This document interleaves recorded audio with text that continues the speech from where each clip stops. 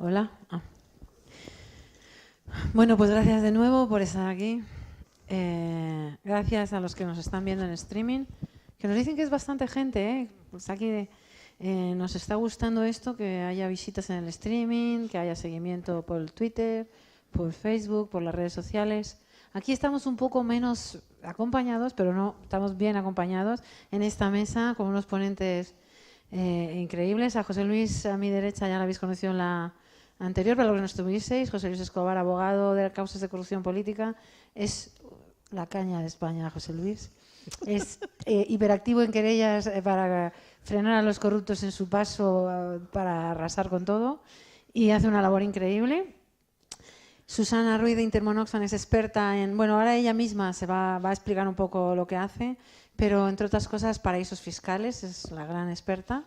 Y han iniciado una campaña para poder, desde Intermon Oxfam o Oxfam Intermon. Oxfam Intermon. Perdón, Oxfam Intermon, para cómo poder frenar los paraísos fiscales, que tiene una serie de medidas que bueno, trascienden el ámbito español, pero hay una muy interesante que cuando hablé con ella le dije, podíamos, aunque hablemos de las 5 medidas como enunciándolas, centrarnos en el registro mercantil español y el acceso al registro, la opacidad de las empresas, de las subempresas, de las empresas detrás de las empresas. Y entonces, pues dijimos, ¿cómo esta mesa puede ser ya perfecta?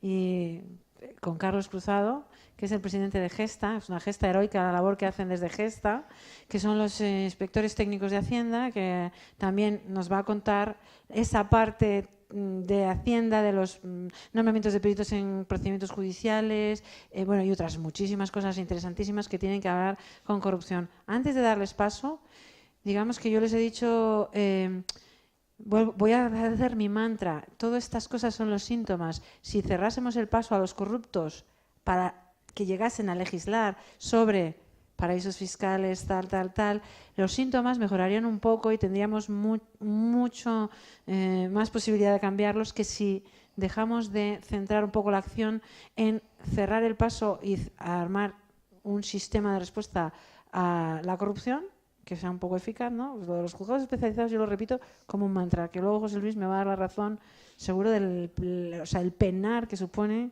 esto. Entonces, como sigue habiendo una sensación de impunidad que es real, la impunidad es prácticamente real, pero no, ahora ya cada vez vamos mejorando, no podemos cortar estos síntomas que nos van a venir a hablar ellos. Así que voy a empezar por Susana, ¿te parece bien? Me parece perfecto. Pues Susana.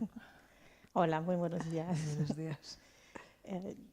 Cuéntanos qué hacéis. Bueno, Oxfam es una confederación que está presente en más de 90 países trabajando sobre todo en la reducción de la desigualdad extrema.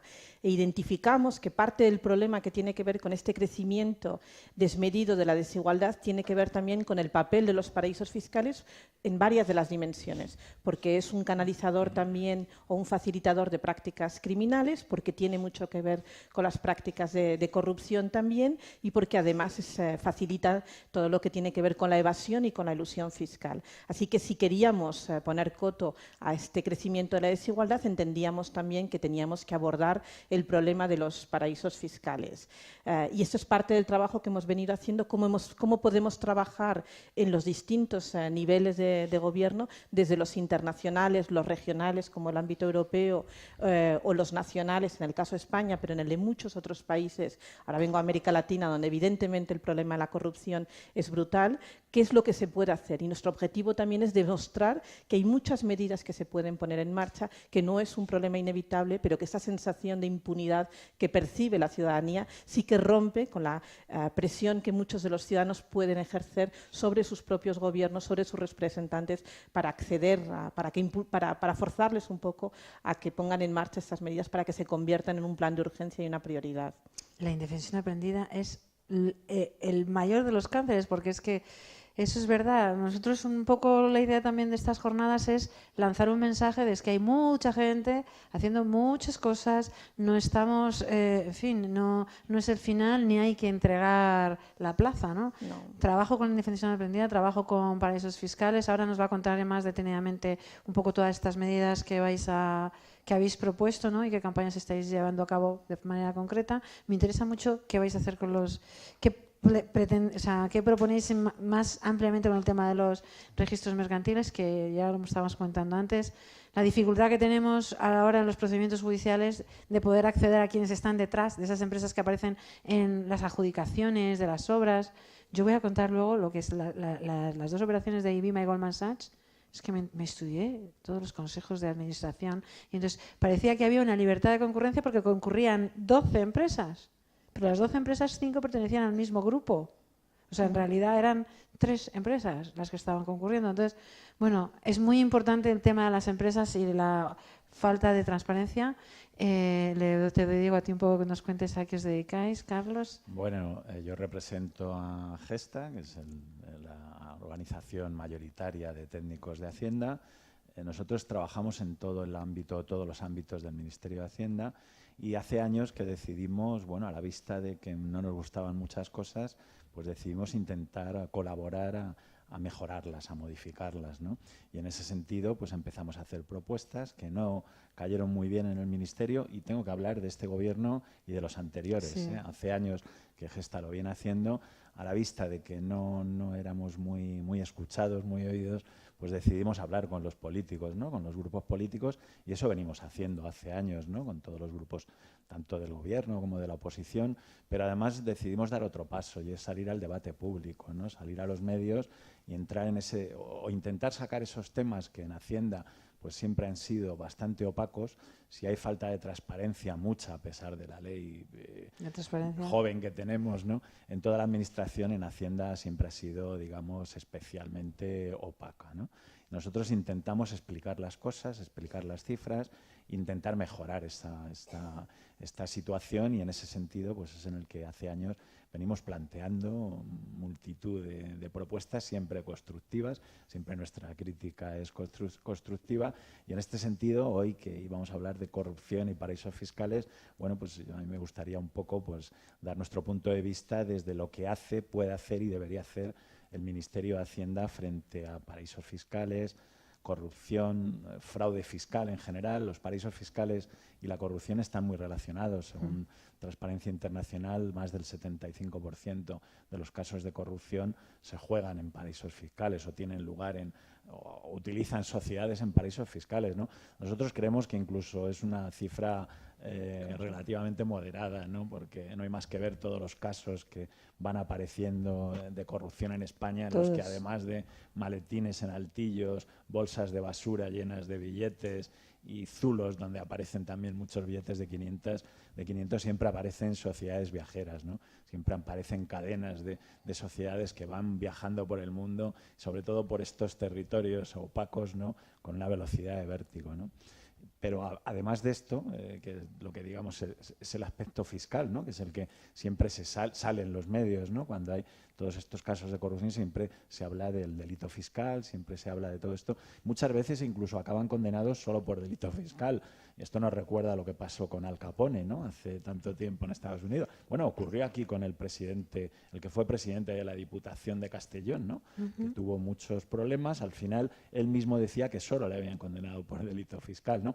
Pero además de esto, lo que nos gustaría también, o lo que me gustaría hoy, es hablar de la otra pata del Ministerio de Hacienda relacionada con el control de la corrupción, que es el control del gasto. Los órganos de control del gasto son los grandes olvidados, ¿no? Los grandes desconocidos para los ciudadanos. Sí. Y ahí están desde el Tribunal de Cuentas a las intervenciones de los pueblos más pequeños, ¿no? Todas han fallado estrepitosamente en estos años, todas. Tribunal de Cuentas, Intervención General del Estado, cámaras de cuentas autonómicas, intervenciones autonómicas y desde luego las locales, ¿no? Y esto pues, nos tiene que hacer pensar un poco, ¿no? Reflexionar y poner solución a esto. Es necesaria una reforma integral de todos estos órganos, es necesario dotarles de más medios, es necesario dotarles de independencia a todos los actores que están o que juegan en esta liga y bueno, muchas cosas que luego pues, seguramente iremos comentando, ¿no? Muy interesante. Desde luego todas las mesas, yo cada vez que me siento en una mesa digo, ay madre mía, qué maravilla todos estos ponentes, porque trabajamos desde, o sea, digamos que esperamos que esta sea la primera edición de otras muchas que puedan venir después para batallar la indefensión aprendida, que hay mucha gente haciendo cosas increíbles, entre ellos Gesta, que son una gesta heroica el trabajo que están haciendo ellos, porque mira, que además es como bueno, muy difícil lo de Hacienda, para mí es una cosa como complicadísima y muy importante. Y si nos vais a escuchar a todos, desde el lunes que nos sentamos aquí, todos decimos lo mismo. Los órganos de control controlados. Así que la respuesta es fortalecimiento de los órganos de control, su independencia y su dotación presupuestaria en todos los ámbitos, en Hacienda, en los juzgados, o sea, cada vez que nos sentamos en la intervención municipal, en los medios de comunicación, cuando hablaban de la opacidad, por ejemplo, en las adjudicaciones de la publicidad institucional, o sea, todo habla de, o ayer con Fernando Urruticoechea, ¿no?, de la intervención municipal, todo pasa por fortalecer los órganos de control, dotarles presupuestariamente y que sean independientes. Tampoco es tan complicado, ¿no? Yo, si me permites, añadiría otro tema, y es la reforma también de los delitos económicos y especialmente del delito fiscal. O sea, los ciudadanos lo que perciben es que en la mayor parte de los casos, como diríamos vulgarmente, se van de rositas los corruptos, ¿no? O se van con sanciones que son muy leves o que parecen muy leves, ¿no? Y en este sentido hay que darle una vuelta a toda esta regulación de los delitos económicos. Ayer Andrés Herzog me dijo cuando le llamé para tu intervención en qué quisieras centrarla, me dijo Derecho Penal, Delitos Económicos 2.0. Delitos Económicos 2.0, José Luis, que un poco... Sí. Mira, yo por la experiencia profesional, ¿cómo se crea una sociedad, para que os hagáis una idea del magnífico problema y a ver luego qué dicen los expertos para las soluciones? ¿Cómo se hace una sociedad en un paraíso fiscal? Pues mira, se hace con una llamada telefónica, un par de mails, mandas 1.200, 1.300 euros, ¿vale? Y ahí te hacen una sociedad, los títulos son al portador, quien tenga esos títulos es el dueño de la sociedad, se nombra un administrador allí, que son gente de confianza, y te abren unas cuentas en diferentes lugares, en diferentes países. Todo eso te lo mandan a ti y tú ya tienes los títulos como dueño de la empresa, los tienes en la mano, los tienes en una caja fuerte y con esos títulos tú puedes nombrar otros administradores, puedes abrir otras cuentas, etc. ¿Qué ha controlado la Administración en todo lo que he dicho? Absolutamente nada, porque todo se ha hecho fuera de España, en un paraíso fiscal que es opaco y por tanto no da datos en principio al gobierno español. Bien, ya tengo cuentas pues en Suiza, la tengo en Madagascar y meto ahí dinero, voy metiendo dinero, lo voy repartiendo. Si quiero hacerlo más complicado, pues creo otras 3 o 4 sociedades más por el mismo precio, a razón de 1.300 euros cada una, y esas 3 o 4 sociedades a su vez abre otras 10 o 12 cuentas en 7 o 8 países diferentes. Bien, llegamos los abogados y vemos que ha habido una partida de dinero procedente de la corrupción que ha ido a una de esas cuentas. ¿Qué hacemos? Decirle al juez, señoría, mande usted una comisión rogatoria a este paraíso fiscal porque resulta que aquí hay una transferencia que prueba que efectivamente este dinero presuntamente está aquí. Cuando quiere llegar allí, la comisión judicial, ese dinero ha dado la vuelta al mundo 8 o 10 veces y ha cambiado de sitios, ha cambiado de cuentas y ha cambiado de empresas. Este es el toro, en Lidia, en suerte. ¿Qué hacéis vosotros o qué proponéis para evitar ese problema? Bueno, es más complejo porque además muchas veces no son los propios beneficiarios, los titulares quienes aparecen, sino que son esos testaferros y que además muchas veces esa sociedad es en cascada, propiedad de otra sociedad que está en otro paraíso fiscal donde no existen intercambios de información entre esos dos territorios. Y podemos tener así en niveles en cascada hasta 10 o 12 niveles. Y lo vimos con los papeles de Panamá. Y era muy interesante el caso de los papeles de Panamá porque además, como abarcaba un espacio temporal muy grande, veía realmente el histórico de cómo se habían ido moviendo y sofisticando esos entramados. De ser un mecanismo muy sencillo de un titular que abre una cuenta en Suiza, se han ido convirtiendo en esquemas muy complejos gracias a facilitadores, a sociedades como Mossack Fonseca en el caso de los papeles de Panamá, como Appleby en el de los Paradise Papers, que te busca realmente dónde está la falla entre los distintos sistemas de los paraísos fiscales y tu legislación y cómo, para las necesidades que tú tienes, cómo puedes ir armándolo lo mejor posible. Hay varias cosas que hay que hacer. Uno es romper con esa opacidad. Para eso es necesario que se pueda identificar quién es el propietario, el titular real y último de esa sociedad. No quién es el titular de la sociedad, quién es el administrador, sino quién es realmente esa sociedad, fundación, trust o cuenta de cualquiera de las figuras, quién es el titular real y último, quién es realmente el que está detrás. Y para eso necesitamos un registro público público porque es necesario que todo el mundo pueda acceder a esa información, porque vosotros en vuestro trabajo como abogados necesitáis poder hacer ese seguimiento porque el fisco tiene que poder seguir detrás de hacer el seguimiento, el rastreo de esos movimientos, quién está detrás de esas sociedades en cascada. Ahora, lo ideal, es decir, lo que estamos viendo, sobre todo, y ha habido un movimiento que empezó el año pasado con los papeles de Panamá, empieza a haber algunos países que se han comprometido a crear esos registros públicos. Pero no es suficiente. Lo ideal sería que fuera un registro público y centralizado, es decir, de todo el mundo. Cualquier sociedad del mundo tendría que estar registrada en un registro mercantil, si queréis, centralizado y que esté abierto a todo el mundo. ¿Por qué? Porque si, por ejemplo, Reino Unido, que se ha comprometido a ese registro público y lo tiene, puede saber quién es el propietario de cualquier bien inmueble que esté en Londres, pero tiene un juego muy perverso con muchos territorios dependientes de la corona británica que no están jugando este juego. Entonces, lo importante no es solamente que el Reino Unido se haya comprometido, sino que todos esos territorios, como las Islas Vírgenes Británicas, como las Islas Caimán, etcétera, que además dependen de la corona británica y con la que tienen unas relaciones privilegiadas, puedan estar dando esa misma información. Así que la cadena tiene que llegar hasta el final y necesitaríamos que ese registro, empecemos por cada uno de los países, pero lleguemos realmente a un registro público y centralizado. Hasta ahora no hay voluntad para eso. Sí que hay un movimiento y hay más países que se van sumando, pero todavía no hemos conseguido que se convierta en una iniciativa internacional. Pero claro, eso tenía que ser la ONU. ¿Quién hiciera? Bueno, la verdad, es decir, inicialmente por espacio más democrático, inclusivo, de representatividad, sí, pero realmente para tener un registro así no es necesario ni que sea Naciones Unidas. Es decir, ni siquiera para llegar a ese acuerdo entre los distintos países necesitamos que sea bajo el paraguas de Naciones Unidas. Hay muchos ejemplos de foros internacionales. Todos los mecanismos, por ejemplo, para el intercambio automático de información entre administraciones tributarias se han creado en foros globales en los que se han ido sumando países. Es decir, tú puedes crear una especie de convención, de consenso, un foro al que se van sumando países adheriéndose y que además crean mecanismos de revisión entre pares. Es decir, lo ideal sí, Naciones Unidas, pero mientras esto no, es decir, tampoco hay voluntad de los países de dotar de los recursos a Naciones Unidas. Entonces no generemos otro problema, es decir, no generemos una pescadilla al final que se muerde la cola. Tener un registro público donde toda esa información esté disponible no es tan problemático. Hay acuerdos entre los distintos organismos internacionales que lo podrían facilitar y además no es cierto ya que tengamos un problema técnico de seguridad o de protección de la información. Ya se ha demostrado que esos problemas técnicos eran simplemente una excusa para no avanzar en las agendas. Así que al menos romper con la opacidad y que las administraciones puedan rastrear toda esa información. Y una cosa más, es importante este registro porque sí se ha avanzado en el intercambio de información de las cuentas bancarias. Es decir, sí que hay avances en el marco europeo y en el marco internacional para que las administraciones tributarias puedan tener información de las cuentas de sus residentes en otros países.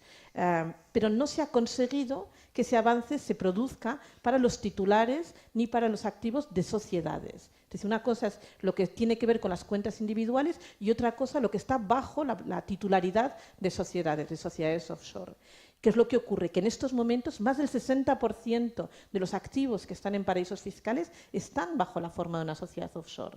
Es decir, hemos puesto un paso, hemos puesto un escalón, pero realmente, si no ponemos también los mecanismos para identificar esas sociedades offshore, solo estamos dejando una puerta abierta, una puerta trasera muy grande por la que el dinero se está escapando casi impunemente.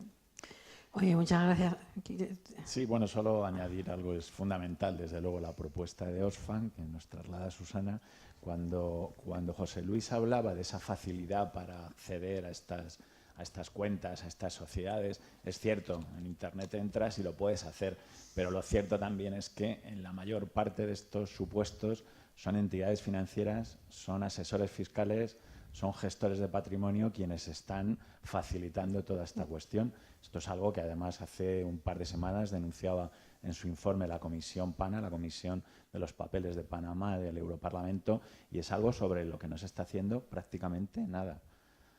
Vemos algunos casos en los que quizá traspasan tanto esa línea que aparecen, como el banco chino, ¿no? que el HSBC, me refería ahora al de Al de China China. también, ¿no? Bueno, ha habido algunos casos, pero no nos engañemos, prácticamente todas las entidades financieras o muchas entidades financieras están facilitando todas estas operaciones. Esto es algo importante, muy importante, contra lo que hay que tomar medidas que deberían llegar, y lo dicen algunos de estos informes, hasta retirar las licencias de las entidades que puedan estar participando en todo esto. Cuando vemos estos papeles de Panamá, papeles del paraíso, además de las agencias estas que son las que llevan estas sociedades, estas empresas, ha habido ahí gente que está colaborando, ha habido cooperadores necesarios, que si son delitos, esa es la figura, ¿no?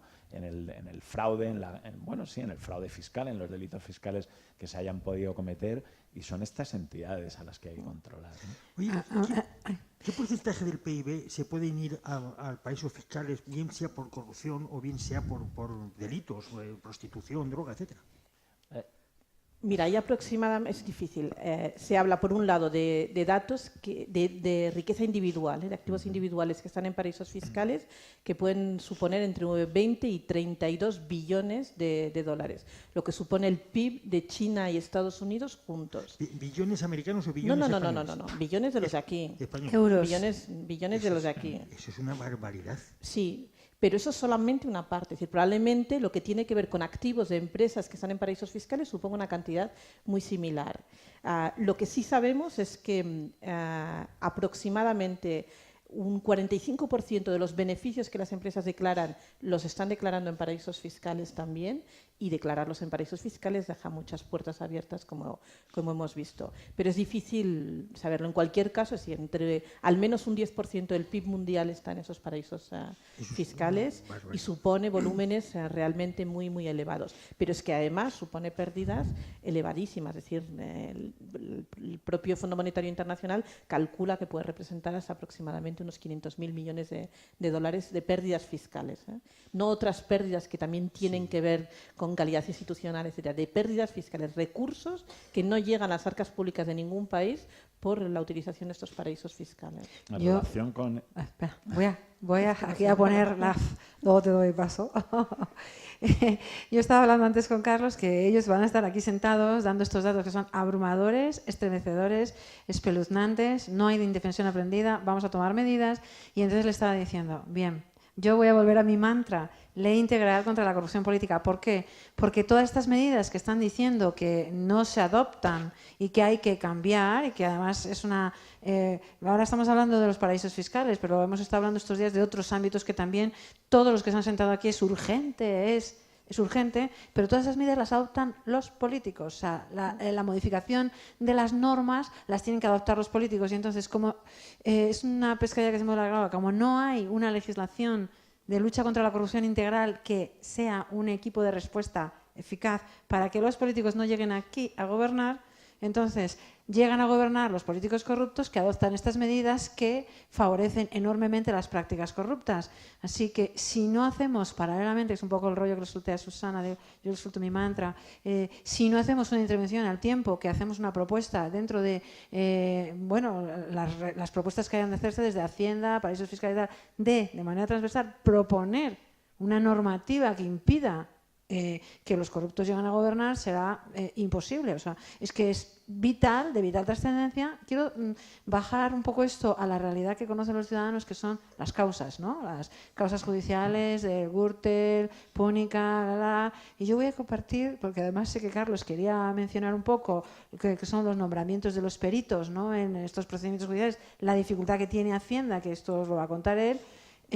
Tú estás en una causa judicial, entonces en IBIMA, y esto fue porque esa causa estaba dormida, entonces llegamos nosotros que habíamos hecho una investigación que tenía que ver con la causa de los fondos buitres de la empresa municipal de la vivienda y suelo en Blackstone, pero en la adjudicación vimos que en las dos operaciones habían concurrido las mismas empresas. Nos pusimos a investigar y nos salió la causa IBIMA. Así que IBIMA tenía la suerte de que tiene un fiscal, esta frase que decimos, tiene la suerte de, no debería tener la suerte de que hay un fiscal experto en delitos económicos, debiera haber unos juzgados especializados con unos expertos que sepan de esto. Tenía la suerte de que este fiscal de delitos económicos, experto en delitos económicos, ve un poco más allá, ¿no? Y le pide a la ONIF, Carlos conoce este caso, le pide que nombre dos peritos. Lo nombra a los peritos, no le contesta nunca a nadie. Un año después, la delegada de Hacienda de Madrid contesta a un tercer requerimiento del juzgado por parte del fiscal. Esta causa lleva ya 3 años, yo creo. Estamos hablando de, les han robado 32 edificios con gente dentro, que es abrumadora esa causa. Total, que, bueno, pues no te voy a dar yo los que estaba comentando en la conversación anterior. No te voy a nombrar solamente un perito, y un perito que además es de la Agencia Tributaria de Madrid, con este nombre. Y yo estaba en mi casa, que se lo estaba contando, recibí la providencia y dije que mira, que me parece tan raro que este perito, me puse a investigar en un buscador de empresa, que nunca llegas más allá, así que los abogados, que lo estábamos hablando con José Luis, pues, si tuviésemos un acceso a un registro público en las causas de corrupción política donde pudiésemos ir más allá, tendríamos muchísima más capacidad también de informar al juzgado de, mire, nosotros hemos descubierto esto, ¿qué es? Bueno, pues yo en mi casa, en mi empresa, me puse a mirar, ¿este señor dónde habrá estado? Este señor había estado, luego supe que había estado de excedencia, esto hacemos aquí unas colaboraciones con bueno, este no lo puedo contar, Cecilia, no, porque luego Cecilia lo publica, o sea, tenemos como una especie de cosa así informal de colaboración entre todos. Este señor había estado en una SICAP trabajando de excedencia durante 10 años en una de las SICAP que tenía que investigarse en la causa, que el fiscal llegó a ver que de las matrices que había detrás de las matrices, llegaba a Goldman Sachs, a una empresa que se llamaba LQS, no sé qué, que estaba en las Islas Vírgenes. Así que todas las causas, esas púnicas, tal, todas terminan en las Vírgenes. Y entonces, no sé si tú quieres aquí aportar el nombramiento de los peritos que hemos dicho que era... Es un tema crucial, claro, crucial. El nombramiento de peritos. La Agencia Tributaria, la Intervención General del Estado siempre alegan pues falta de medios, no tienen medios suficientes, pero al margen de esto, que es cierto y que habría que dotar de más medios a estos órganos, bueno, hay una cuestión lamentable, muy lamentable, y es que el actual director de la Agencia Tributaria, al poco de ser nombrado, dictó una resolución por la que abocó para sí el nombramiento de los peritos en la Audiencia Nacional y en el Tribunal Supremo, casualmente donde se suelen ver todos estos casos, ¿no? Esto está ahí, desde el año 2013, fue objeto de crítica inmediata por parte de la reunión de los jueces decano de España, y ahí está. Y no solo esto, que abocó para sí ese nombramiento de los peritos en de cualquier juzgado, bueno, de cualquier órgano con competencia en todo el territorio del Estado, ¿no? Sino que además estableció una figura, en el caso del auxilio judicial, que era el funcionario coordinador del auxilio. De manera que cuando se nombran a funcionarios en auxilio judicial, todos los informes, todos los datos, todas las cuestiones que vaya a trasladar al juzgado tienen que pasar por este señor. Y asimismo, todos los requerimientos que le llegan del juzgado pasan también por este señor. Bueno, yo creo que no es necesario hablar de algunos casos muy importantes que tenemos todos en mente y que afectaba a altas instancias o a personas relacionadas con las altas instancias del Estado, donde hubo pues muchas cuestiones que fueron bueno, muy polémicas, ¿no?, sobre este tema. Entonces, esto es algo que hay que abordar inmediatamente, hay que modificar esta situación. No puede ser que un señor que tiene categoría de secretario de Estado, que es de subsecretario, que es la categoría del director de la Agencia Tributaria y que, por tanto, es un nombramiento político, bueno, sea él quien decide a los peritos que va a nombrar en los casos de corrupción, ¿no? Claro, esto está también muy relacionado y con lo que decías de este perito, con la puerta giratoria, ¿no? Y con estas personas que están entrando y saliendo de la administración, que pasan, como solemos decir en el ministerio, al lado oscuro, ¿no? Asesorar a, bueno, en principio a las empresas dentro del marco legal, pero que a veces ya sabemos que traspasan esa línea, ¿no? Y están asesorando, ayudando, como decíamos antes, a esa constitución de sociedades en cadena, en paraísos fiscales y demás, ¿no? Y claro, esto es algo muy importante, el luchar contra las puertas giratorias. Se ha hablado mucho hace unos meses del actual presidente de la Comisión Europea, que siendo ministro de Hacienda y luego presidente del gobierno en Luxemburgo, pues hizo aquellos acuerdos con las empresas, con las grandes transnacionales, para pagar pues menos de un 1 o de un 0,1%, ¿no? Se ha hablado mucho de esto, que ahora es el que él tiene que controlar este aspecto, pero lo que no se ha hablado tanto es que el anterior secretario de Estado en España, el secretario de Estado de Hacienda, Miguel Ferrer, el anterior, ahora ya no es el secretario de Estado, Bueno, él era secretario de Estado cuando estalló el problema, los papeles de Luxemburgo. Tenía que luchar supuestamente, ¿no?, contra la elusión y contra estos acuerdos que minan pues no solo la competencia, sino las tesorerías, ¿no?, de las haciendas de los estados. Pero él antes, cuando se estaban firmando estos acuerdos, era socio de Fiscalidad Internacional de Pricewaterhouse, Claro. que fue la compañía que estuvo colaborando, según se publicó, ¿no?, en la realización de estos acuerdos. Esto sin, por supuesto, imputar ningún tipo de irregularidad ni de delito, es algo que es feo, ¿no? Es feo. Esta persona que estaba como responsable de Fiscalía Internacional asesorando a estas empresas con intereses en España, ¿no?, sobre cómo pagar menos, porque en definitiva es lo que se hace, ¿no? Bueno, pues seguramente conocía o posiblemente conocía esos acuerdos que luego desde el Ministerio pues tenía que intentar evitar y poner coto, ¿no?, a este tema. Esto por no hablar del equipo económico, el despacho de Montoro, ¿no?, Montoro y Asociados. Hablo de él porque está en los papeles, porque está en la prensa y porque está en la prensa que hay investigaciones, ¿no?, sobre ello. Yo no imputo ningún tipo de actuación irregular, pero sí cuento hechos, ¿no? Y en este despacho no solo estuvo Montoro cuando lo constituyó, sino que estuvieron muchos exaltos cargos y directivos de la Agencia Tributaria, de la Dirección General de Tributos, en definitiva del Ministerio de Hacienda, que luego volvieron otra vez, entre ellas una compañera mía de promoción técnica, que fue subsecretaria de Hacienda, que ahora es la presidenta de una organización importante que controla todas las empresas públicas españolas, de la SEPI, y que de la misma manera estuvo en el gabinete del ministro, estuvo en Montoro y Asociados, estuvo como subsecretaria. Bueno, insisto en que no se trata de hablar de delitos, de irregularidades, pero sí de algo que desde luego no gusta, ¿no? Algo que parece feo, ¿no? Hay que ser honrado y parecerlo, ¿no? Y desde luego todos estos casos, esta casuística de la puerta giratoria, pues no parece que apunte en esa dirección, ¿no? Claro, es un hecho, otra vez lo mismo. Llegan a gobernar los corruptos, adoptan medidas, todas ellas corruptas.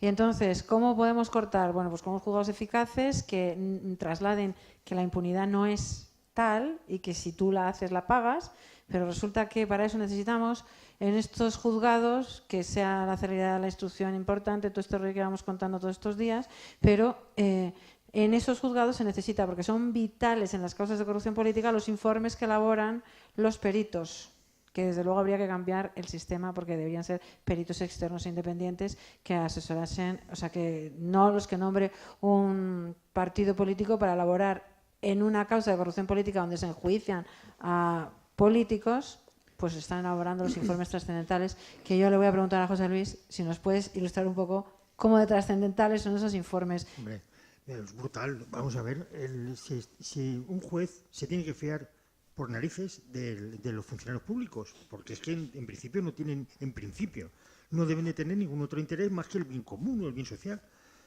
Si el perito está manipulado o está nombrado o está elegido por aquel que representa al partido cuya corrupción se está investigando, lo que estamos haciendo, lo que está haciendo el Estado, en este caso, en la corrupción hay tres tipos de individuos: los autores, los cómplices y los encubridores. En este caso, el perito y la forma de nombrarle entran parte de las dos segundas, cómplices y encubridores, es decir, el Estado encubriendo o cómplice de la corrupción. Eso es suficiente como para impugnar todos los procedimientos judiciales cuyas sentencias o cuyos autos se hayan basado en la peritación de esos peritos elegidos por ese sistema. Es una barbaridad. Es una barbaridad. Y contra eso no hay nada. Es decir, los abogados ahí no podemos hacer nada. Podemos llevar a otro perito, pero el juez siempre va a creer más a un perito de Hacienda que a uno que llevemos nosotros pagado de nuestro bolsillo y en principio se supone que va a defender la tesis del abogado o del grupo que la ha contratado. La verdad, eso es sencillamente alarmante. O sea, eso es un Estado que tiene una estructura para delinquir o para colaborar con el delincuente.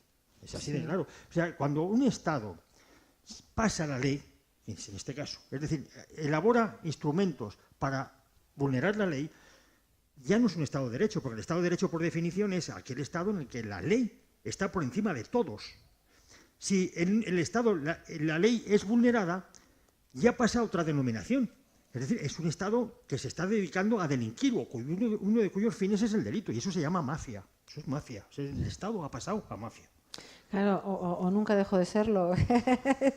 Esa es la cuestión. Así que, otra vez, para poder frenar los paraísos fiscales y demás, es imprescindible estos juzgados especializados en corrupción política. Para hacer eso, imprescindible que haya una legislación que además esté coordinada. Yo es que veo aquí con mi mantra todo el rato. Pero quiero preguntarle a Susana, vosotros sabéis esas medidas que habéis propuesto. Nosotros hemos planteado 5 medidas, porque también creemos que es importante abordarlo desde una visión integral. La primera es que exista una lista negra internacional de paraísos fiscales que sea objetiva, creíble, ambiciosa y sin injerencias políticas. Volvemos al problema de la política en el corazón de todas las decisiones.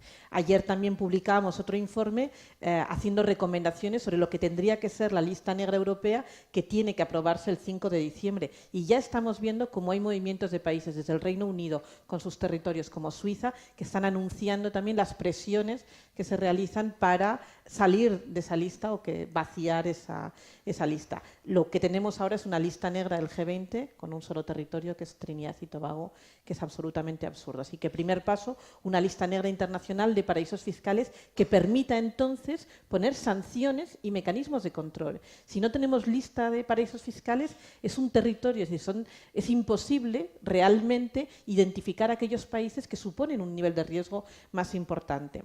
Segundo, necesitamos, como decía antes, esa transparencia y poner coto, frenar esa opacidad sobre quiénes son los titulares reales, los dueños reales y últimos de todas esas sociedades offshore, trust, fundaciones, cuentas bancarias, con un registro público centralizado y empezando con registros públicos en todos los países. España tiene un registro, pero ese registro no es público y se compromete a intercambiarlo con otras administraciones. Yo no tengo ninguna garantía ni de lo que van a contar ni a quién se lo van a contar. Tercero, necesitamos también más transparencia sobre qué es lo que están haciendo las empresas. Como decía, más de un 60% del dinero que está offshore está en paraísos fiscales en cuentas que tienen que ver con empresas y 45% de los beneficios empresariales se realizan en paraísos fiscales. Tenemos que saber qué es lo que están haciendo cada una de esas empresas en todos los territorios en los que están operando y que no haya agujeros, falta de información que luego puedan aprovechar para escapar a esos controles. En los papeles del paraíso, por ejemplo, salía el caso de Glencore, una empresa minera, la minera más importante del mundo, y cómo utilizaba una cuenta en Bahamas, por ejemplo, para influir a través de un contacto de Israel en la autorización de una mina en República Democrática del Congo. Así que es evidente que necesitamos esa transparencia y todas las filiales que estén operando en todos los países. Luego necesitamos que los convenios que se negocian entre los países respondan también a una negociación objetiva. Es decir, al final, las administraciones tributarias tienen un campo de intervención que es nacional. Lo que necesitamos es que, para poder salir fuera de las fronteras, estén respondiendo a convenios que realmente les permitan acceder a esa información de forma automática, pero también que las negociaciones entre los distintos países sean justas. No es lo mismo que esté negociando Estados Unidos a que esté Zimbabue alrededor de la mesa. Y todos se pueden imaginar quién tiene más peso en esa negociación. Y lo último, necesitamos un organismo fiscal internacional que sea justo, que sea inclusivo, que sea democrático. No tenemos un organismo fiscal internacional en estos momentos. Cada vez que se tienen que negociar reglas del juego fiscales a nivel internacional, dependemos de organismos como la OCDE, que son 34 economías más avanzadas. Está Luxemburgo sentado alrededor de la mesa, pero no está ninguno de los países que están sufriendo las consecuencias más graves de estas pérdidas. Mientras no tengamos un equilibrio en estas decisiones políticas sobre quién se ha sentado alrededor de la mesa, los temas que ponemos en agenda son importantes, pero las soluciones al final siempre van a estar sesgadas en función de los intereses de unos pocos países. Así que estas 5 medidas son muy importantes. Yo añadiría una sexta que tiene que ver con la protección de los informantes. Necesitamos una legislación también que garantice la protección de aquellos que se juegan muchas veces la vida y la libertad para poder hacer pública esta información, y necesitamos también una legislación, como decíamos antes, que ponga coto al papel de esos intermediarios. Intermediarios, que decir, despachos de abogados, facilitadores y entidades financieras. Hicimos una investigación sobre los 20 bancos europeos más grandes y vimos que la cuarta parte de sus beneficios se declaran en paraísos fiscales. No hay una actividad que tenga que ver con un paraíso fiscal que no tenga que ver también con la necesidad de utilizar un banco. Así que los bancos también, las entidades financieras, tienen que estar sometidas a un nivel de control muchísimo más importante, y hay que evitar, como decía Carlos, que esas sociedades, esas grandes consultoras pueden estar generando o facilitando convenios, acuerdos secretos y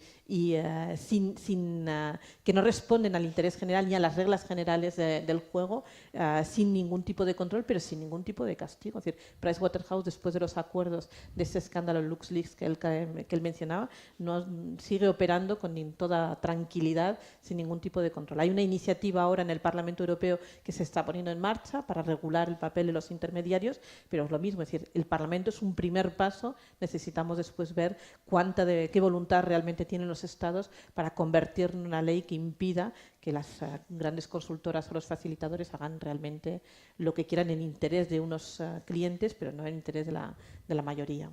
Muchas necesidades, está claro. Me ha venido cuando he dicho Pricewaterhouse, me parece que ayer Andrés Herzog hablaba, claro, de que luego lo difícil que resulta que las auditoras las imputen también como cooperadores necesarios en las causas de corrupción política, ¿no?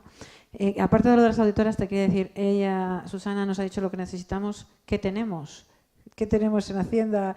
¿Qué podemos mejorar? Tenemos que mejorar todo, claro. Tenerlo tenemos casi todo. Quiero decir, cuando se hablan de propuestas de crear órganos nuevos con muchas competencias, bueno, nosotros lo que decimos es que los que tenemos tienen que funcionar. Tenemos que hacerlos funcionar, tenemos que hacerlos independientes. Antes hablábamos de la puerta giratoria, pero voy a comentar algo que es llamativo, y es que hace tan solo 2 meses, en la Intervención General del Estado, ahora hablando de los órganos de control, se han dado cuenta de que debe ser incompatible el dirigir las auditorías públicas, o sea, el ser responsable o ser directivo de la Oficina Nacional de Auditoría, y al mismo tiempo estar en los consejos de administración de las sociedades que auditas en representación del Estado. Esto es llamativo, pues se acaba de aprobar hace 2 meses. Gesta lleva años poniendo sobre la mesa esto que nos parecía una barbaridad, ¿no?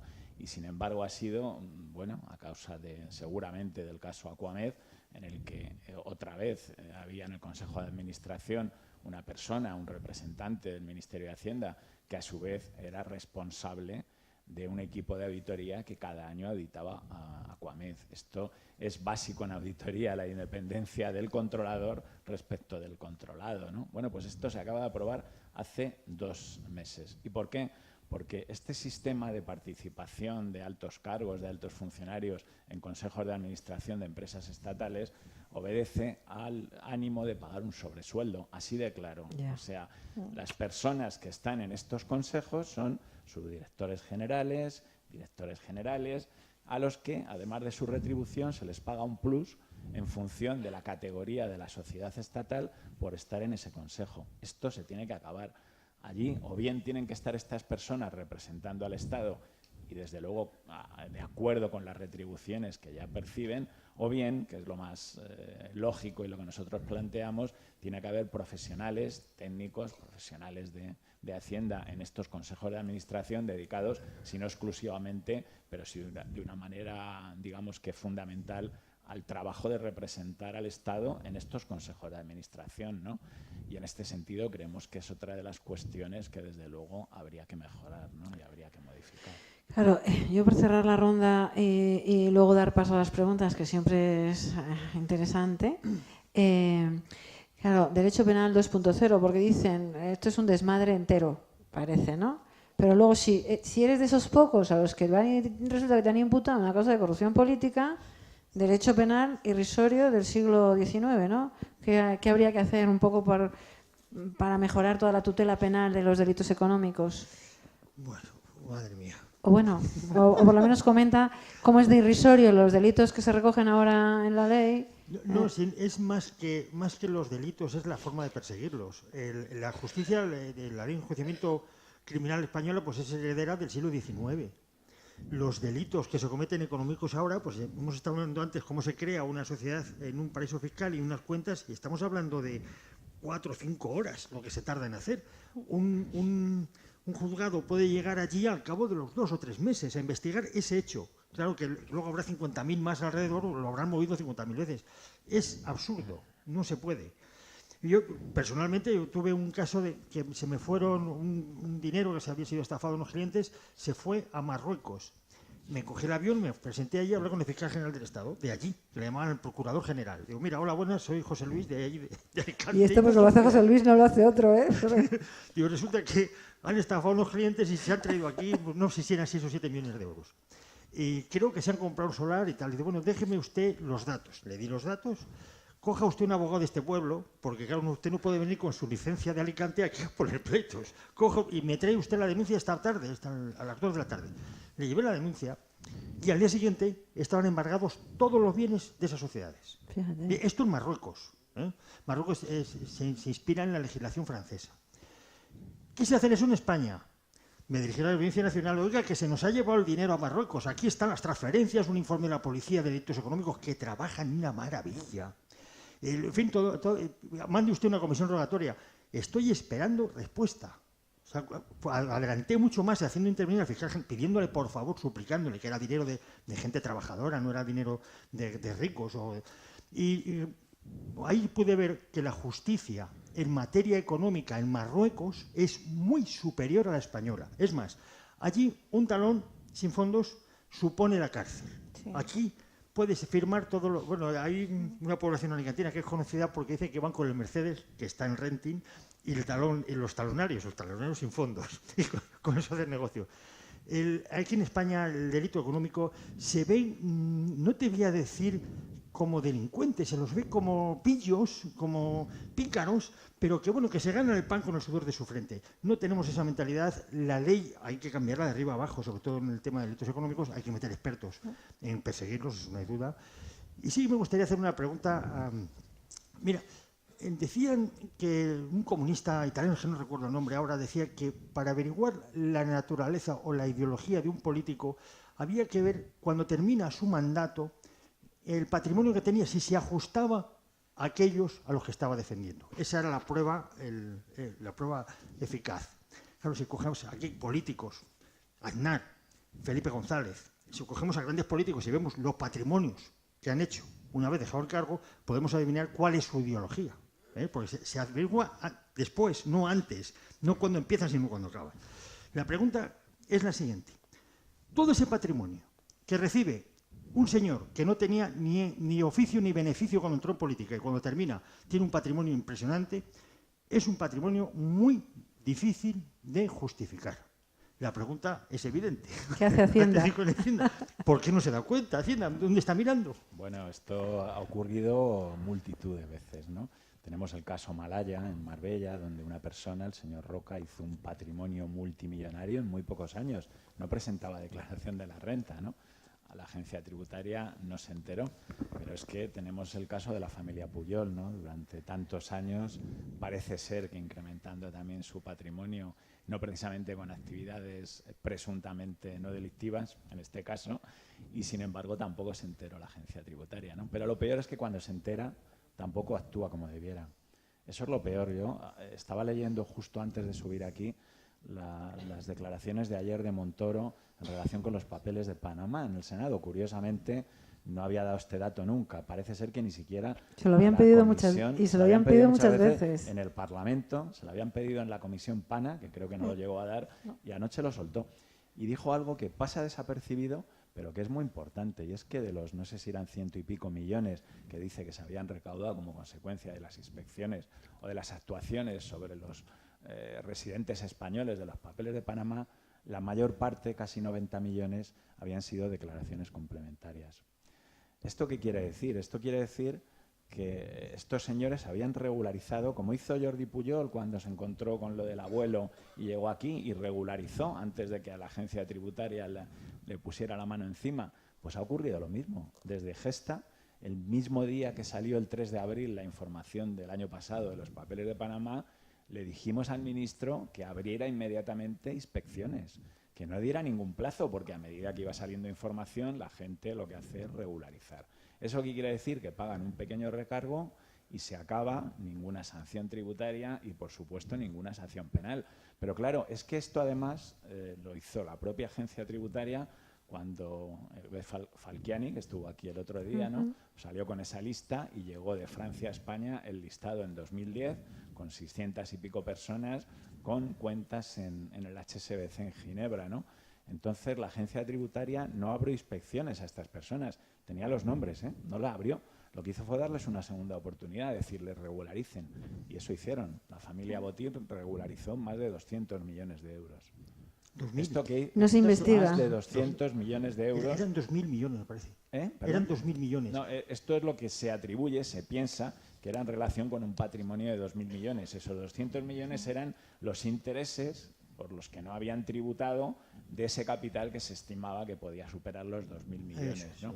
Bueno, esto fue porque la agencia lo facilitó. ¿Qué hay sobre esto? Sobre esto hay algo, y es que Gesta, a la vista de aquello, claro, esto lo que conlleva es que en virtud de la excusa absolutoria del artículo 305 del Código Penal, que es uno de los temas de los que también quería comentar, el Código Penal en el delito fiscal dice que si tú regularizas.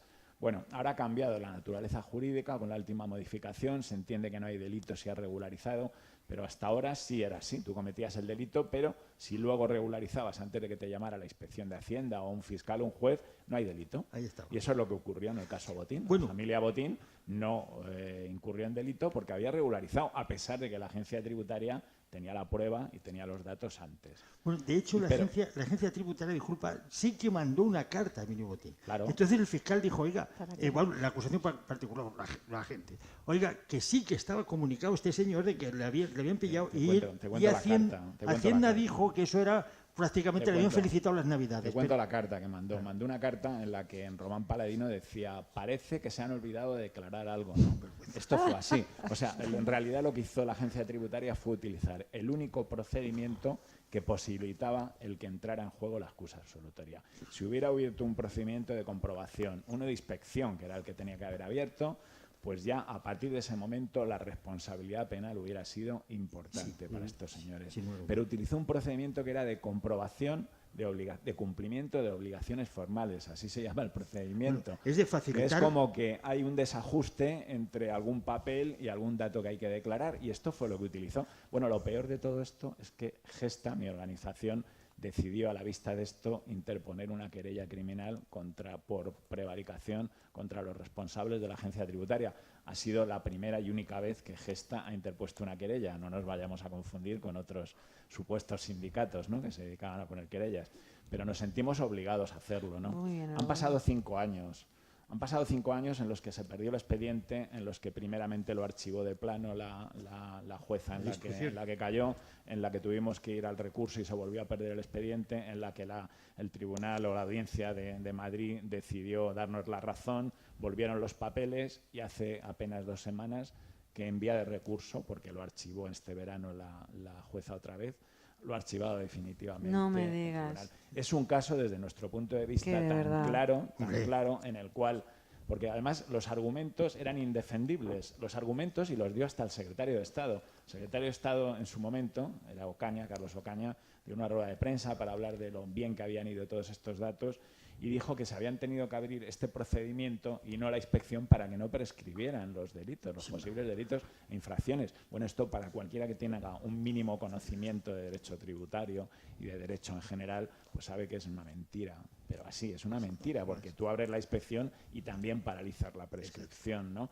Y luego también utilizaban el dato de que, bueno, esto como eran datos robados, pues la teoría del fruto envenenado y tal, y esto acabarán tirándolo. Bueno, pues hay 2 o 3 sentencias ya del Tribunal Supremo que han dado por buena la lista, porque hubo algunas personas que ni siquiera regularizaron y que finalmente han sido condenadas por delito fiscal. Por cierto, las dos únicas que han sido condenadas a delitos en los que tendrían que entrar en prisión no están en España, están fugados y con recursos ante el Constitucional. O sea, esta es la situación, ¿no?, en este tema.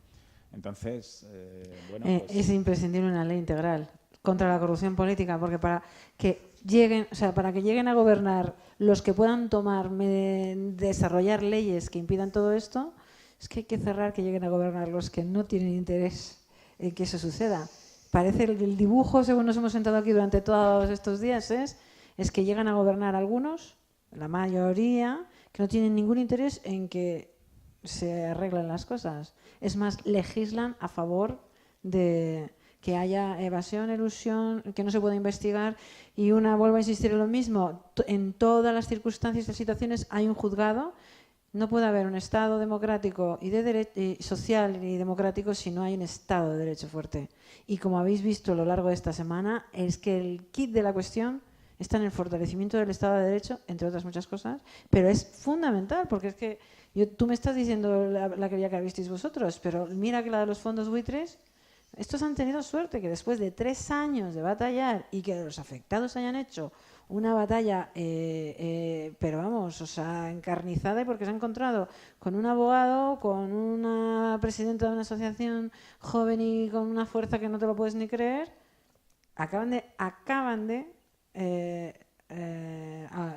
la apertura del caso. Después de 3 años, después de haber presentado hace 3 años una querella, empiezan desde el inicio y obligados por la audiencia en el juzgado que les ha archivado de manera reiterada la querella. Así que, bueno, pinta regular porque va a ser el mismo juez que no tiene ninguna voluntad de investigar eso. Tú dices que se ha archivado la querella. Yo ayer, el juez Acairo tenías que haberlo escuchado, o el juez Villegas, o los que estamos en las acusaciones populares, que dices, es que presentas una querella y de las que prosperan, José Luis. Muy pocas. Muy pocas. Y luego cuando prosperan nos encontramos con dificultades, necesitamos técnicos. Claro. Técnicos muy buenos economistas. Y claro, eso vale un pastón. Somos sociedades civiles, no podemos pagar a técnicos, bueno, el trabajo que se merecen, porque bien está que nosotros trabajemos gratis, pero no podemos hacer trabajar a terceros. La verdad es que es terrible, es terrible. Luego los datos que ha dado usted y los que ha dado Susana, han sido, vamos, a mí me han puesto los pelos de punta, de cómo funciona, o sea, qué es lo que tenemos enfrente cuando vamos contra un corrupto. Pues tenemos todas estas barbaridades que habéis descrito. Claro, es que es muy difícil, entonces es muy importante la ley integral contra la corrupción política. Vamos a dar paso a alguna pregunta. Ahí.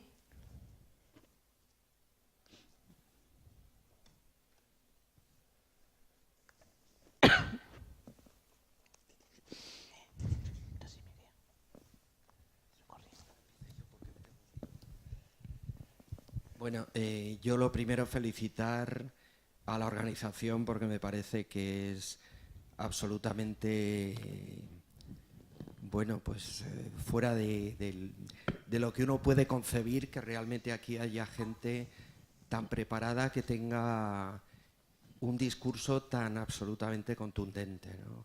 O sea, me parece que es para dar las gracias a la organización y a todos los que vienen, ¿no? Porque es que realmente es increíble. Y después a mí se me ocurre una reflexión global. El derecho, por una parte, luchando para que realmente exista un Estado de Derecho en este país, la política para que haya reformas convenientes, la administración tributaria, y yo no sé contra qué enemigo nos estamos enfrentando, pero aquí no ha aparecido la palabra capitalismo, ¿no? Creo que el IBEX 35, ¿cuántas sociedades del IBEX 35 ahora mismo tributan fuera de este país o tienen gran parte de sus recursos fuera para que no sean declarados? No sé, nos enfrentamos a un tipo de capitalismo que está cooptando los estados y que está haciendo que se legisle a su favor, ¿no? O sea, no sé, creo que es una hidra frente a la que no sé si hay formas de actuar. Pues ¿quién quiere empezar?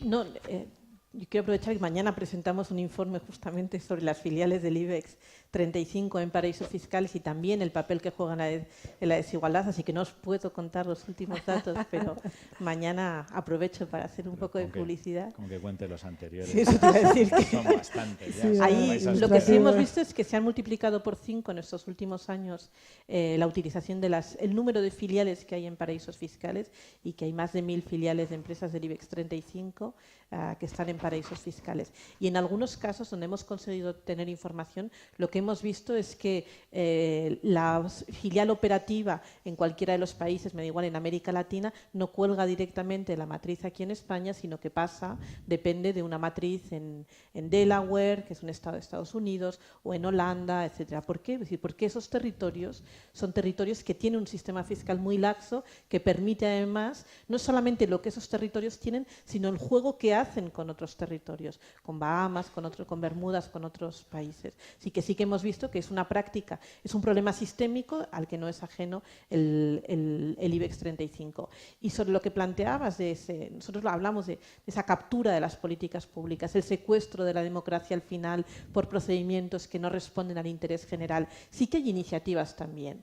Ecuador ha tenido este año, en marzo o en abril, no me acuerdo exactamente, por primera vez, y es el único país que lo ha hecho, un referéndum en el que planteaba a la ciudadanía si estaban de acuerdo con que los cargos electos públicos tuvieran cuentas en paraísos fiscales y si no, se planteaba el que tuvieran que cancelarlas o un periodo de repatriación de esos activos.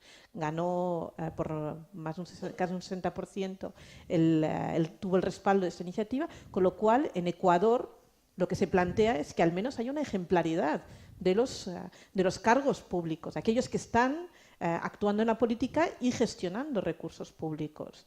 Claro, esto tiene un componente añadido. Si tu lista de paraísos fiscales está prácticamente vacía, la repatriación o el juego, es decir, una medida que tiene sentido si no la acompañas de otra que es más integral, al final rompe el funcionamiento o la efectividad de esa norma. La lista negra española se ha ido vaciando absurdamente de paraísos fiscales, nos quedan muchos menos de los que había en un principio, pero países como Suiza nunca ha estado, Luxemburgo, Panamá han ido saliendo, muchos otros territorios que son muy agresivos, así que hay que verlo como una actuación en cadena. Por eso esa idea de la integralidad de una ley, de la integralidad de las medidas es muy importante. Una medida de ejemplaridad en la gestión institucional es fundamental, en la gestión política, pero tiene que venir acompañada de otras medidas que impidan que si no cerremos una puerta y abramos una ventana para que se escapen los recursos. Ya no sé tú, Carlos. Sí, bueno, que me corrija Susana, pero creo que fue en 2009, en el G20 en Londres, cuando 2009. Se dijo que se iba a refundar el capitalismo, se dijo que se acababan los paraísos fiscales, era el fin del secreto bancario. Bueno, pues 8 o 9 años después vemos lo que ha ocurrido. Proliferan más los paraísos fiscales y estamos a día de hoy esperando que tengan a bien el ECOFIN dentro de unos días, el 5 de diciembre, de elaborar una lista de paraísos fiscales, porque sabéis que la de la OCDE, que entonces se elaboró, actualmente tiene un país, que es Trinidad y Tobago, ¿no? Un territorio. Los demás parece que no existen, o sea, no hay paraísos fiscales para la OCDE.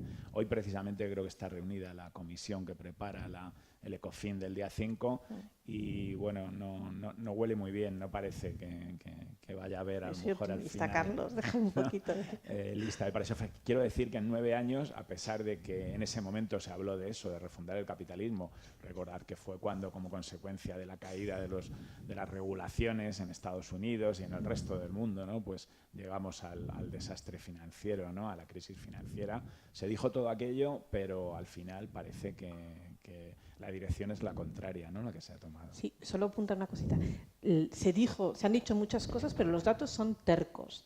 La utilización de los paraísos fiscales se ha multiplicado por 4 en estos últimos 15 años con datos del FMI, es decir, no pueden acusarlo de ser una organización que no trabaja además con las instituciones, y ha venido creciendo al doble de velocidad que la economía mundial. Es decir, no es una inercia, es cada vez hay una parte más importante de la actividad económica que se desvía o se traslada a través de paraísos fiscales. Así que los grandes discursos son útiles, pero no suficientes. Pues, Antes preguntaba sí. José Luis un segundo solo sobre las cantidades o las cuantías en paraísos fiscales. Susana ha hablado de las empresas. Bueno, hace tan solo unas semanas también se hacía público un informe en Estados Unidos que analizaba, en base a datos del Banco Internacional de Pagos, ¿no? Analizaba posibles cantidades de capitales de distintos países en paraísos fiscales, y en relación con España lo que decía el informe es que había como 140.000 millones, habla del 12% o más del 12% del PIB de grandes fortunas en paraísos fiscales, y también dice que estas grandes fortunas tienen entre el 30 y el 40%, hablando de españoles, de sus capitales en paraísos fiscales. En vez de en España y tributar en España y que esto revierta en servicios públicos.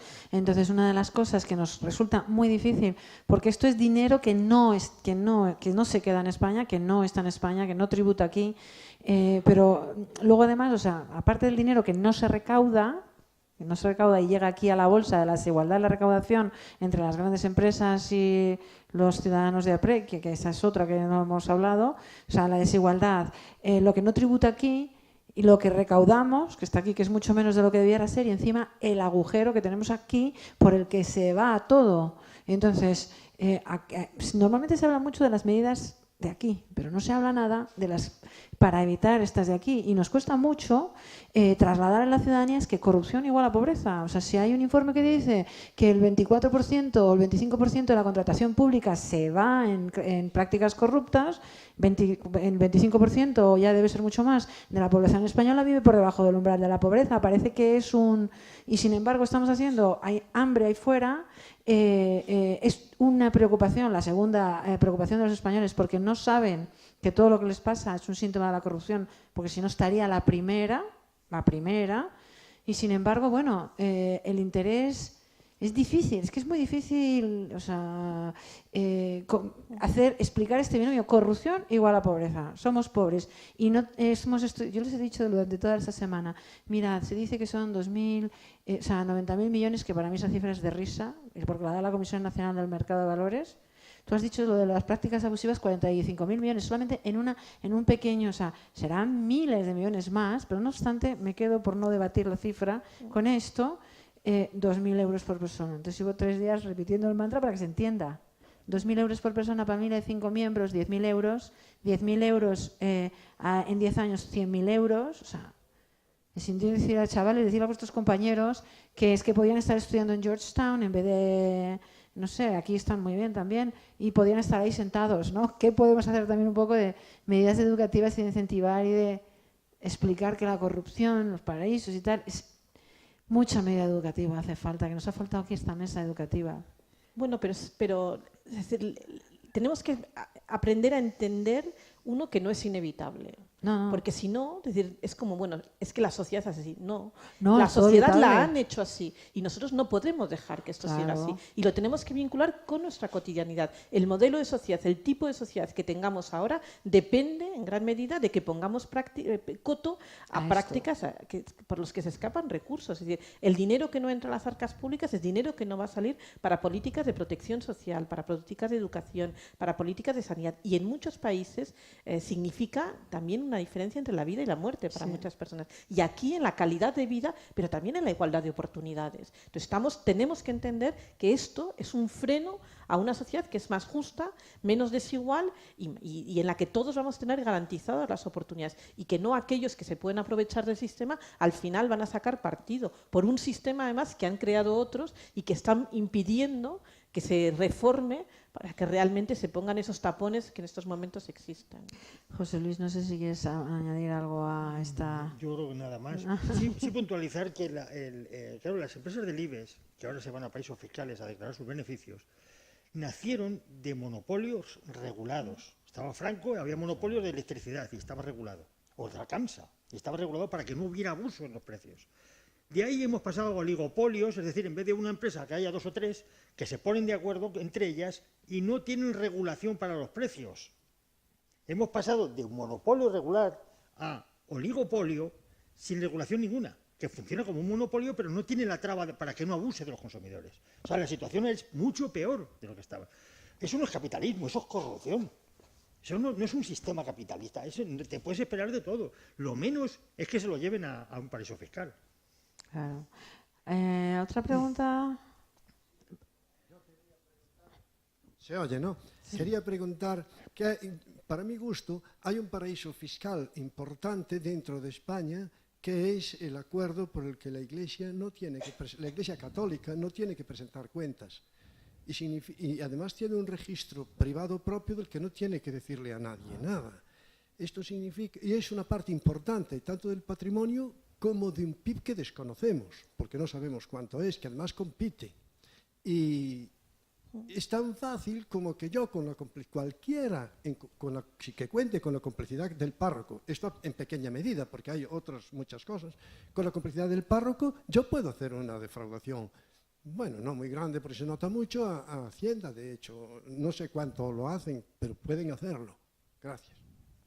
Sí, de hecho se ha creado un registro público para poner bienes a su nombre, en bienes inmobiliarios, sencillamente con un certificado del obispo, y se los han admitido.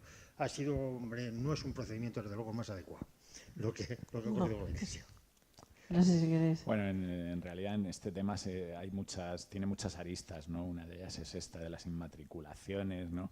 Hay muchas cuestiones. En la cuestión fiscal es cierto que, bueno, la Iglesia, como cualquier organización sujeta a la ley de fundaciones, pues tiene una serie de beneficios, y quizá el problema es que en algunos ayuntamientos, porque básicamente se habla siempre del IBI, es cierto que tendría que estar exento en lo que se refiere pues a lo que dice la ley de fundaciones, en fin, y en lo que se refiere al acuerdo, que eran los lugares de culto y demás, ¿no? Esto parece que en algunos municipios pues está extendido incluso a actividades, ¿no? Que pueden ser inmuebles arrendados. Digamos que es un tema complicado porque legalmente, en teoría, lo que tienen son los beneficios de la ley de fundación y del acuerdo, ¿no? Pero es cierto que en muchos municipios el tema del IBI, pues no sé si se hace la vista gorda o se está mirando para otro lado, pero ocurre que no solamente los casos que están establecidos, que quedan exentos, pues en muchos otros también se está aplicando, esta es la verdad. Sí, esto sí, no, por eso decía que tenía distintas aristas. Yo estaba hablando de la cuestión fiscal, no estaba hablando de otros temas, ¿no? Es lo mismo, volvemos a lo mismo. El que tiene que modificar la legislación es un legislador que es un político. Entonces, si no cerramos el paso para que lleguen personas a gobernar que defienden intereses espurios, según vemos, en lugar de intereses de la ciudadanía, pues no va a haber forma. Para mí, vuelvo a insistir, si hubiese unos juzgados especializados que hiciesen así, cada vez que unos juzgados especializados y luego un montón de abogados, una fundación anónima de denuncia que dependiese de las administraciones públicas con recursos y la sensación de impunidad no fuese la que es, que de hecho es muy... Sí, porque es que es bastante cuando intentas poner querellas y ves que te las van archivando. Nosotros somos del mensaje positivo y que estamos aquí y que todo está cambiando y que vamos a luchar más, ¿no? Pero es que hay que hacer algo con la legislación, una legislación integral, una respuesta integral a la corrupción para que no lleguen a gobernar los corruptos y tomen estas medidas que permiten que la Iglesia no pague IBIs, que permite todo lo que hemos estado diciendo aquí todos estos días. No quiero repetir yo el mismo rollo, pero yo siempre vuelvo al mismo lado. ¿Alguna pregunta más? ¿Alguien más queréis compartir algo? ¿Algo más que queráis decir vosotros? Bueno, yo quería concluir con una cuestión, y es que además del coste de la corrupción, sí, del que estamos hablando continuamente, hay otro coste, ¿no? Cuando se habla de la baja conciencia fiscal de los ciudadanos, pues muchas veces hablamos de lo pícaros que somos los latinos, de que es una cuestión geográfica en absoluto. O sea, esto está relacionado con la profundidad de la democracia, o la falta de profundidad de la democracia, con la transparencia y con la corrupción, ¿no? De hecho, según nuestros datos, en España estamos encabezando casi el ranking de economía sumergida y de fraude fiscal de los países, al menos de la Unión Europea, a 15, ¿no? Y esto que desde algunos sectores pues muy liberales o neoliberales se dice que es porque tenemos una presión fiscal muy alta, que si bajamos la presión fiscal hay menos fraude, pues los datos son tozudos también, como decía antes Susana en este tema, y tenemos un montón de países en Europa y en la OCDE que tienen mucha mayor presión fiscal que nosotros, que están mucho más desarrollados y que tienen menos economía sumergida y menos fraude. ¿Por qué? Porque hay dos factores importantes. Por un lado, el control fiscal, y con todo lo que estamos contando, pues vemos que en España deja mucho que desear, no solo por la falta de medios, ¿no? Y por otro lado, la conciencia fiscal, la conciencia, la responsabilidad de los ciudadanos, ¿no? Y en el caso de los españoles, bueno, pues quizá debido a esa falta de transparencia, acabamos de aprobar una ley de transparencia. En Europa llevan décadas, en otros países, con transparencia. Quizá esto es lo que ha conducido a los ciudadanos a que durante años no se hayan preocupado, por ejemplo, del debate presupuestario, cosa que en otros países ocurre. La gente quiere saber a dónde va dirigido el dinero que paga con sus impuestos, ¿no? ¿Y esto por qué ha sido? Pues porque hay una conciencia real de que, o había una conciencia real de que los políticos, cuando menos, gestionaban mal, despilfarraban nuestro dinero, despilfarraban los fondos públicos y cuando no caían en la corrupción, como desgraciadamente hemos visto, ¿no? Entonces está tan relacionada y tiene tanta importancia luchar contra la corrupción y hacer pedagogía, por supuesto. La pedagogía es muy importante, pero tiene que ir unida del ejemplo de las élites políticas y empresariales. Está muy bien los anuncios que vemos en las campañas de renta, donde sale el abuelo enseñando los colegios y todo esto, pero eso si no va unido de un ejemplo de las élites políticas y económicas del país, pues no tenemos nada que hacer. Y cuando ves al presidente de la actual, no al anterior que está en la cárcel, al actual presidente de la COE hace poco hablar en los medios de los delitos fiscales como algo casi inevitable, como algo anecdótico. ¿Quién no ha cometido un delito? Bueno, él hablaba de infracciones fiscales, ¿no? ¿Quién no ha cometido una infracción fiscal? Lo comparaba con las infracciones de tráfico. Pues este es un ejemplo evidentemente nefasto, ¿no? Entonces, todo esto de lo que estamos hablando, ese mal funcionamiento de los órganos de control, esa falta de ejemplo de los políticos, por no hablar de esa amnistía fiscal que tuvimos en el año 2012, desde luego lo que hace es erosionar la conciencia fiscal de los ciudadanos, ¿no? Y en ese sentido es importante combatir la corrupción también en esa línea, ¿no? Yo, de todas maneras, voy a lanzar un mensaje de optimismo porque cuando digo lo de en España es un milagro lo que está sucediendo en la lucha contra con el asunto de la corrupción, y te mira todo el mundo como diciendo, ¿eh? Un milagro, es horrible, cuánta corrupción hay. Entonces, le intentas explicar, no, es que eso siempre ha existido. La diferencia es que ahora se destapa, ¿vale? Y ahora hay un pequeño grupo de gente que se va apersonando en los procedimientos judiciales, que hace aflorar y que entonces nos pone en el debate que el robo es mayúsculo y nos hace reaccionar. Pero me gusta un poco lo de vamos a cortar la indefensión aprendida, porque lo que está sucediendo en España es un milagro y tenemos una ventana de oportunidad histórica. José Luis lo sabe por las organizaciones que están ahí, los abogados, que 4, pero madre mía, que 4, ¿no? Si 4 hemos podido hacer esto, figúrate tú, toda la ciudadanía junta, lo que podemos hacer. O sea, estaba aquí sentado, yo creo que era Andrés, no me acuerdo ya quién. No, estamos aquí como diciendo, oye, ayuda, seguidnos, vamos a hacerlo entre todos, porque es que se puede hacer y está sucediendo un milagro y es una ventana de oportunidad histórica que hay que aprovechar y que podamos, esperemos, continuar con iniciativas como estas, que yo nos puedo dar las gracias de que hayáis venido aquí, que ha sido súper interesante, ¿eh? Yo no sé, José Luis, si quieres añadir algo. Hombre, yo sí que quisiera dejar constancia de que mientras haya corrupción, el nivel de opacidad fiscal va a ser mayúsculo. Y esto es la teoría de la abeja.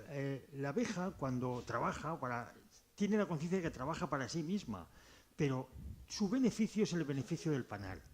Y me explico. Yo tenía un cliente que decía, estoy muy contento este año porque he pagado muchos impuestos. Claro, paga muchos impuestos porque ha ganado mucho. Entonces, él tenía conciencia de que, teniendo muchos beneficios, pagaba Hacienda y él se sentía como una especie de propietario, colaborador de la carretera donde iba, de la autopista o del hospital. ¿Qué ocurre? Que si rompemos ese círculo, si la abeja ya va para sí misma, trabaja para sí misma y se olvida del panal, la sociedad como tal se descompone. Eso es la corrupción, descomposición de la sociedad. Decían que las leyes y las costumbres de los dirigentes hacen de las bestias hombres o de los hombres bestias. Es importante terminar con la corrupción porque si no va a ser muy difícil que la gente empiece a considerar Hacienda como algo propio y los servicios públicos como algo propio. Actualmente da rabia, es así, da rabia pagar impuestos porque pones la televisión y te da ganas de meterlo todo debajo de un ladrillo. Es así de claro. Nada más. ¿Y tú, Susana, para...?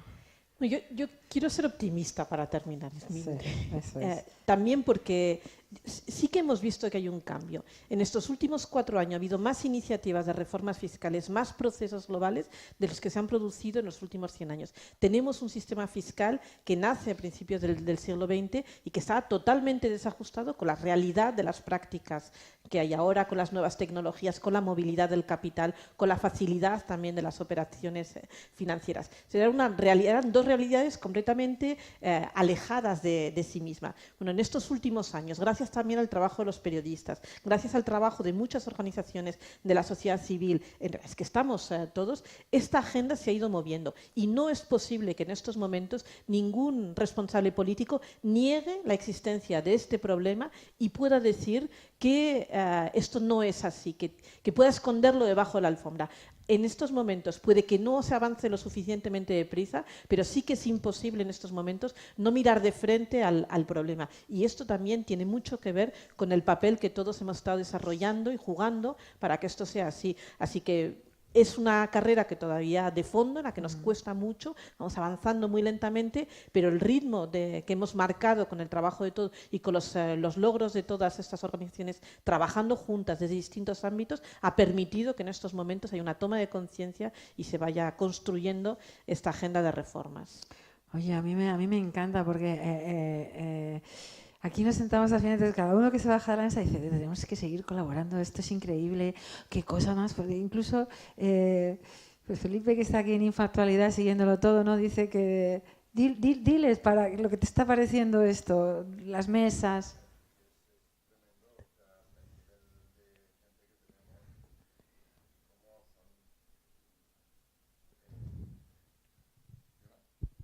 ¿Cómo son primeras espadas? O sea, realmente gente que da una perspectiva además muy variada, pero verdaderamente buena.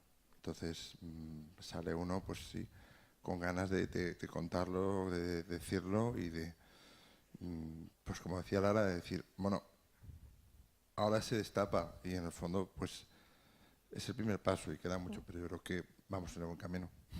Vaya, que a ellos les ha gustado mucho que están aquí todos los días.